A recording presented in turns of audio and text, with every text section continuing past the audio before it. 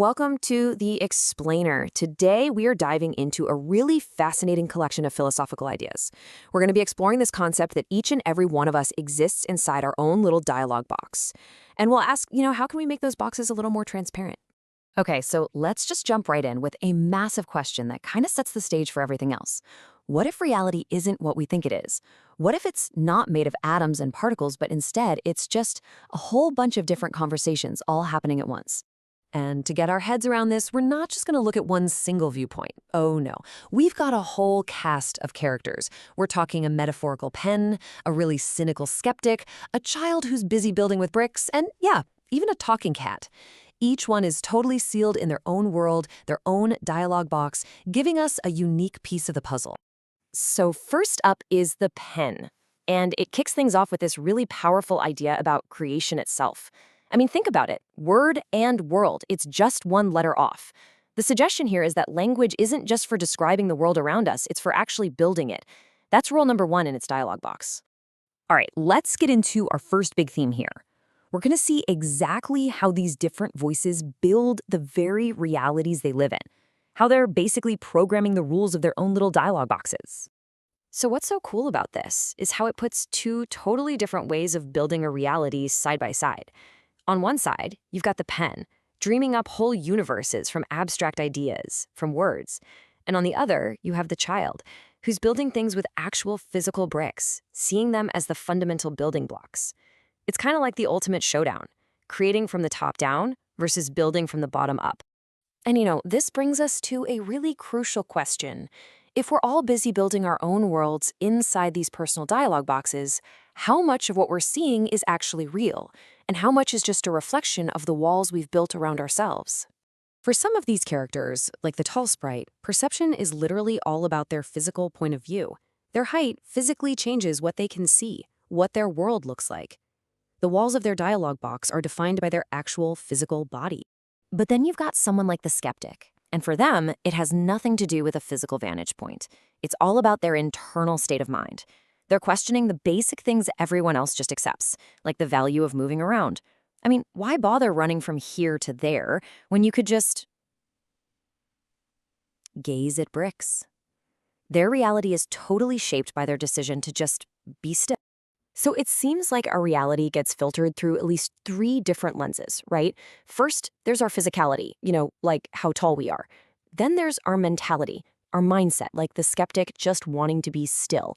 And then there's this whole other social layer, how other people see us, which just reinforces the walls of our own box even more. Okay, so now we're going to dig into the most mind-bending question these voices bring up. If our dialogue boxes are so powerful that they create our reality, what if that's all there is? What if the box itself is the only thing that's truly real? And this is where the Ideas Guy just drops an absolute bombshell. It's a theory that feels super modern. What if none of this is real in the way we think it is? What if we're all just digital information, pixels trapped inside some kind of program, a simulation? And whoa, that theory immediately raises a pretty terrifying follow-up question. If our entire existence is just a program, just a bunch of binary code running, what happens to us when someone hits stop? And here the skull, the perfect symbol for this, right? Just perfectly captures that ultimate fear. If we're just code, does our consciousness just stop? Do we just go to null? It's a really haunting thought, the idea of being trapped in this box of code that could just get deleted. So it can feel a little hopeless, right? Whether it's a box of code or a box made of our own perceptions, it sounds like we're stuck. But hang on. Amidst all this confusion, there's one character who's been quietly watching everything, and it seems like they figured out how to make their box completely transparent. If you remember, the child actually dropped a hint about this earlier. They were the only one who seemed to get it.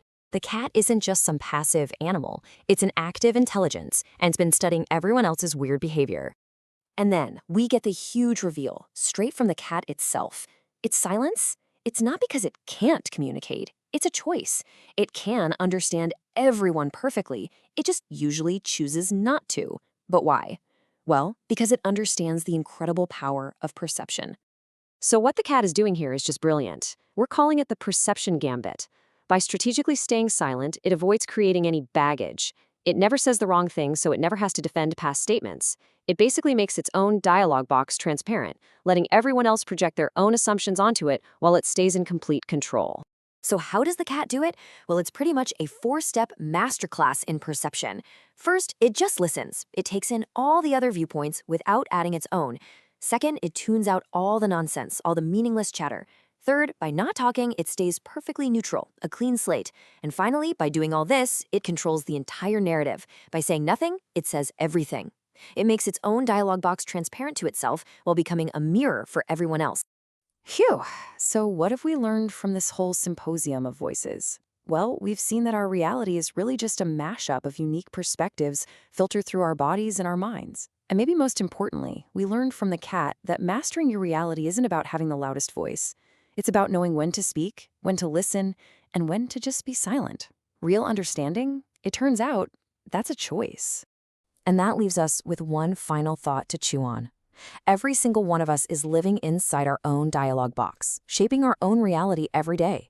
So the question the Kate leaves us with is this: how much control are you taking over that box? How transparent are you choosing to make it, not just to other people, but more importantly, to yourself?